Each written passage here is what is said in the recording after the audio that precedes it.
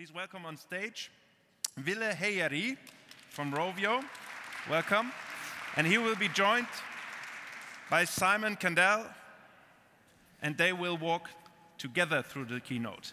So it's a mixture now of a keynote and a poolside chat. Take a seat. Behave, guys. As you feel like. Good to be here. All right. Am I audible? I sound audible. Okay, Ville. Great to have you back in Berlin. You used to... Yeah, it's nice to be here. So I'm actually I'm the CMO at Rovio. I was working at Rovio from 2010 to 2013, and then I actually left the company and worked in mobile advertising for a couple of years and lived here in Rovio, here in Berlin. And then a bit over a year ago, I had the fascinating opportunity to join Rovio again. I worked at an indie gaming studio in the meantime as well, and it's definitely been quite a journey. We had a really strong year last year and continuing strong today. Right, because before you went back to Finland from Berlin, and then before you rejoined Rovio, you spent a little bit of time at this indie studio, Two Men and a Dog. Yeah, literally 2 men and a dog. It was literally 2 men and a dog. What was the dog's name? So there was a dachshund actually. Ah, sweet. So I assume that there's a bit of a difference from going, it must have been a busy year going from this tiny 2-person mobile gaming startup and then moving on to the giant Rovio, essentially. What's that difference like? How was that? I think it's like 2 Men and a Dog is an interesting company. So they released like 1 game so far and working on sequels and so on. But I think it was a really learning experience for myself as well. That it's today we perceive success in mobile gaming through this lens of like Supercell and Machine Zone and King and so forth. So we're talking about like hundreds of millions and billions of revenue. But at the same time, there's a lot of very successful indie studios out there. Like if you think in terms of like revenue per employee, are doing really, really well. And it was interesting that like it's very hacky when you're trying to grow that kind of company and those games, that you sort of you find like 10,000 new installs in some pocket through some influencer campaign or something, and that's like a big victory for half a year.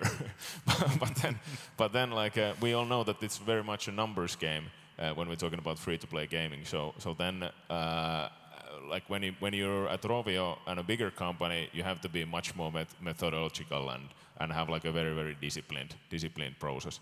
Right, because there must be a lot of differences in the processes that you use. If you say at Rovio, we want to do a new title, that's a different thing than saying to your co-founder and saying, okay, let's make another game. Exactly. Yeah, for sure. So for example, I mean, something that we talked about is just the level of expectation that you meet when you start on something new. Now, Angry Birds 2 came out sometime before you joined Rovio, right? Yeah, it came out in July 2015. Yeah, so that was about 9 months before you came on board. Yeah. And so obviously, given the extreme success of Angry Birds, almost iconic for mobile gaming, there must have been sort of some high level of anticipation, both internally within Rovio, but also elsewhere with investors, with the media, whatever else. How did the reality wind up meeting those expectations? Yeah, so prepared like a bit of a case study here. Our game designer for Angry Birds 2, Måns Wiede, he's a Swedish guy, works in our Stockholm studio.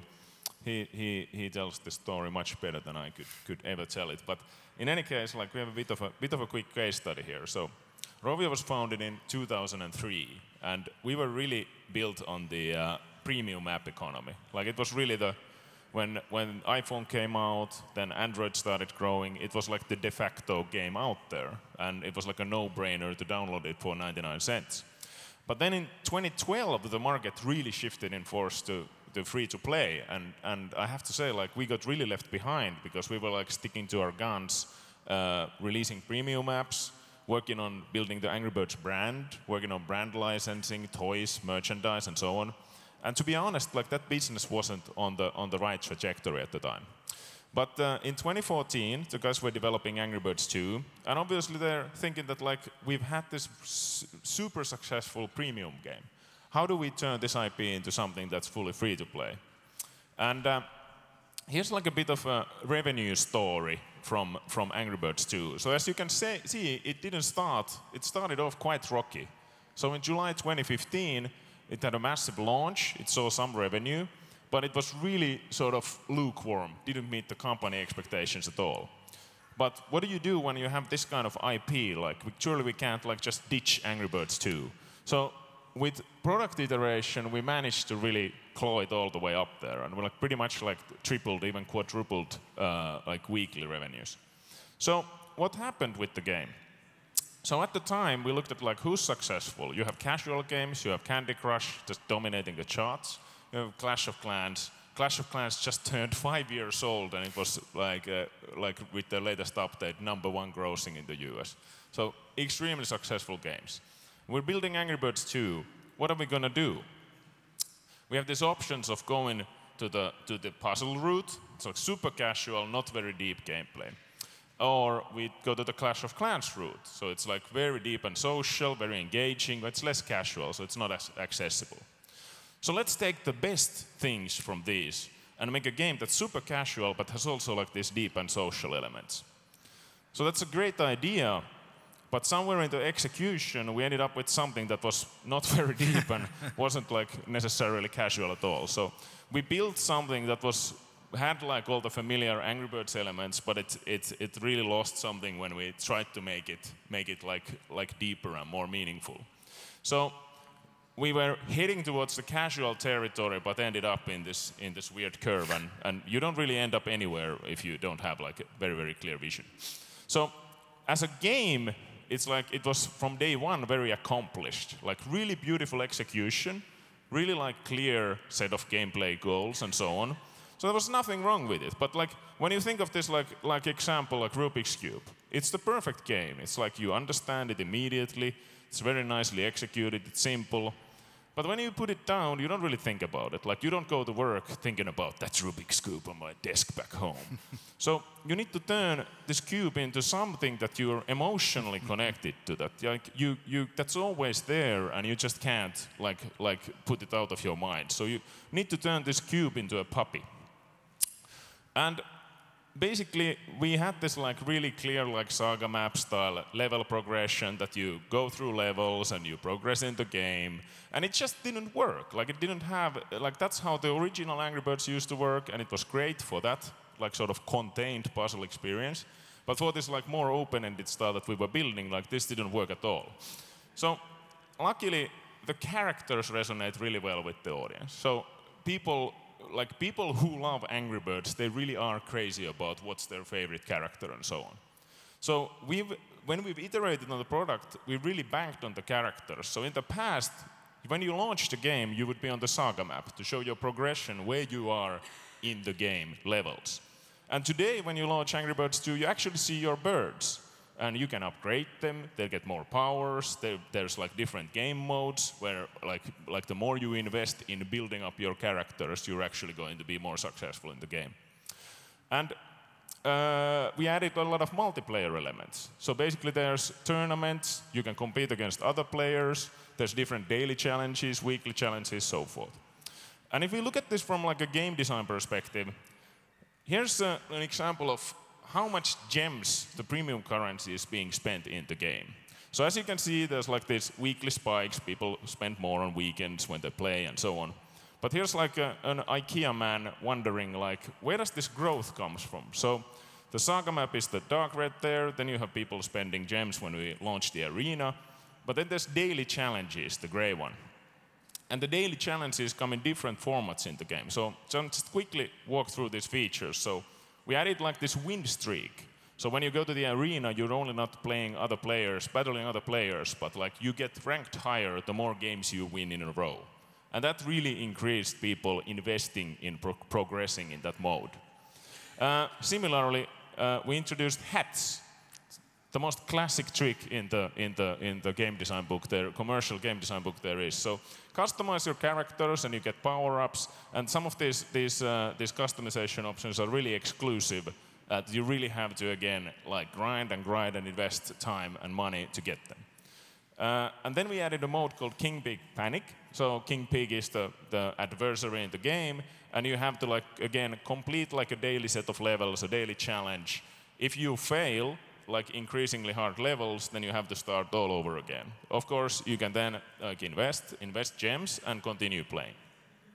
And finally, Tower of Fortune. Like Tower of Fortune is like this sort of daily gacha. So you go to this elevator and you get like 4 choices. You can get amazing rewards from the elevator, or you can find a pig and lose everything. And of course, there's again like an option to keep your everything that you've gained and all the power-ups and so on. So this has been a really, really powerful mechanic for people to try to find like exclusive items and unique customization options from this via this mechanic. And as you can see, huge spike in the gem spending in the game.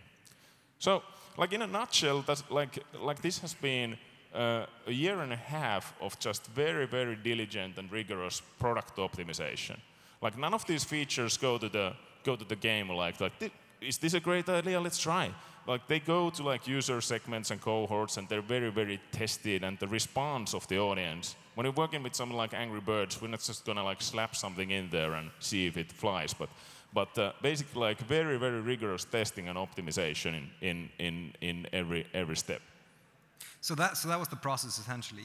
It wasn't an instant success right out of the bat, but instead you had to kind of have this process of adding things to make it more puppy-like. Yeah, at the moment it's our most profitable game. Well, how look at that? Obviously successful. So, and I'm a little bit curious about, you mentioned like a testing process. Like what's the ideation process? If you have something like the King Pig Panics, like where does that start within the organization? And how is that tested? How is that brought through? Do you launch it in certain markets first, or do you do it in certain audiences, or is it just random cohorts, or how does that testing process work? Yeah, so it really comes from the design teams. So how we're set up is that we have 4 game studios, and one of these studios is in Stockholm, and they really have like full independence on working on new features for the game. And they design things that they see that are already working really well in the game. Like you see that like how people take like up like these daily challenges or tournaments, for example, and how do you then take that to the next level? So you can't make things just increasingly more difficult all the time, but like balancing it out, finding a new twist, finding like a new reward, and rewards in these modes play like a very, very significant role. So typically, like the more generous the rewards, the more people are actually then willing to spend on them. No. Yes. So it's not like that. Giving more, you're actually then earning more as well. So it's not like not that like you're inflating the economy when you're actually balancing it outright. And so how does marketing play into this? Like how does your user acquisition teams, do they support the studios in any way? Like are there specific re-engagement campaigns for these new features, or how does that work? Yeah. So basically like I said that like it's really like we missed the boat on that, like the big free-to-play gold rush. So we really took our time in learning the ropes and getting to this point where we were actually able to do proper user acquisition and so on. So at the moment we really are like taking like all the strategies in the like the modern free-to-play playbook. That, for example, like a new feature that goes into the game, there's deep linking involved, so that we're able to like send notifications, send re-engagement campaigns and so on that take players directly to the new content instead of just launching the game. So it comes from the product, from the studios, and then marketing comes along and figures out, okay, how do we deep link people? How do we drive audiences to these new features? Exactly. And of course, like sometimes designers have a very, very strong vision of how things should work. Right. But you just have to get in there and get involved and actually convince the designers sometimes with data that some marketing initiatives are very useful to get more players in. That it can help. But yeah. I'm really happy to say that like the designers are getting like really more like they are very, very data driven today. So there's like, I'm not saying that like everybody should dump their artistic vision altogether. There was Supercell gave like a really great talk at GDC this spring where they were talking about Clash Royale and how Clash Royale is being like developed and balanced. And they had this like really elegant pyramid that there's the design, there's like your sort of vision, and then you're asking the players, and then there's the data. But that's like that vision and intuition. I think that's the sort of magic part. That like that's what separates the successful companies from the failing ones. Right. So another thing that we talked a little bit about was, obviously as you developed Angry Birds 2, they were looking a lot at, okay, what are the big successes in the market right now? And did that result in the sequel having a different target audience or different core audience than the prequel? Or is cross promotion a big topic here? What are thoughts around that? Yeah, like cross promotion is definitely a big topic. Like, I think that like what's happening in the industry in general right now is that for major publishers, even the audiences are in decline, but they're making more profits than ever. So basically, the market has matured to the point where consumers are more and more willing to spend on their games, and they see these games as more as digital hobbies than ever. Like, it's actually really interesting that when you think of like console gaming and mobile games, console games are still perceived as the real games and the serious games. But when people are spending like tens of thousands of dollars annually on a mobile game, like that is a serious investment in terms of like hobby and time and money. Yeah. So it's like a similar thing that like when we're tweaking like a casual game like this into something that has like tournaments, that has competition, that has like more and more social elements, obviously the audience is going to change along the time. Like, I think the real trick with a game like Angry Birds is that because the brand is like for everyone, then you want this game to be accessible for everybody. And there is like that simple layer, but then it's the good old onion that you can like peel in and Right. get deeper Layer into the after layers. layer. Right. And I mean, another topic that we had big here today was revenue and ROI, right? And I still think that there seems to be a few different opinions from the speakers about whether ROI is something that you focus on all the time or whether it's something that's like a happy byproduct. What's Rovio's take on this? So, like when we do performance marketing, we definitely want to govern it from like a return on investment perspective. But this is like this product, for example, like you wouldn't be able to do that marketing unless the product had the happy byproduct already. Right. So it definitely, there's two sides to it. That like if we only go after the return on investment, we end up in this cycle that maybe our audiences keep diminishing as we find and focus only the valuable players. Yeah. But where does that then leave us, like in terms of like building like a really truly accessible social game? That you still need like a lot of DAU, you need a lot of new players in the mix to have like new opponents on all levels and keep the sort of exciting gameplay on the competitive front and on the social front for all the players. So it's sort of like balances itself out that like definitely the ROI goals are there, and we do go for the big spenders, we do go for the return, but we also have to be mindful that how do we keep the audience going and how do we keep our products like really mainstream and not just have like this core focus. So it's definitely not be all end all at Rovio. Exactly. All right, cool.